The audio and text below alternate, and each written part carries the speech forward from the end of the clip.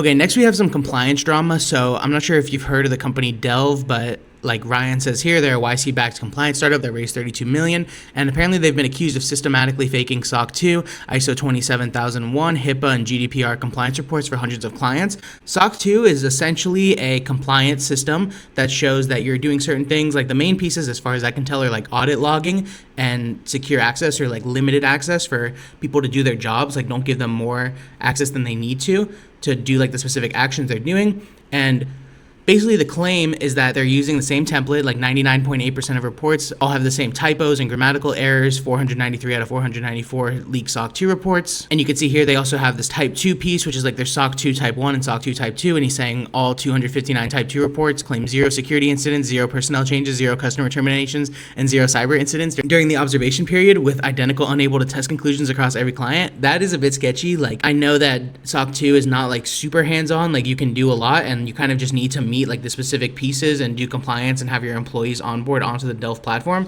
But the fact that there was 0 security incidents is quite interesting. And basically they also say their US based auditors are actually a corp and Gradient, described as Indian certification mills operating through US shell entities. 99% of clients reportedly went through one of these two firms over the past 6 months, and just a bunch of other things. I don't know exactly what the takeaway is going to be. It is very interesting. They did have this ad campaign that people were laughing about where it was like avoiding your CISO, which is like your chief information security officer, going to prison. And now it's like, wow, you might actually be fined 4% of your global revenue under GDPR for compliance violations, which isn't SOC 2, it's separate obviously. But also both of the founders are in Forbes 30 under 30, which kind of speaks to like the trend of being on that list means bad things are coming for you or your company. But nonetheless, we'll have to keep an eye on it. I know people are also saying that it's probably like one of their competitors who is doing a hit piece on them. So that does have to be kept in mind as well. Like it's a very competitive landscape and there are a bunch of competitors to Delve. And even though Delve came in and really captured the market because of how quick they were helping companies become SOC 2 compliant. And also there was another tweet that I saw a couple days ago that was also showing that like a lot of their reports were actually like not securely held. I believe they were on Supabase, you know, all the vibe coding problems that happen with Supabase where people just leave their objects open or leave their tables open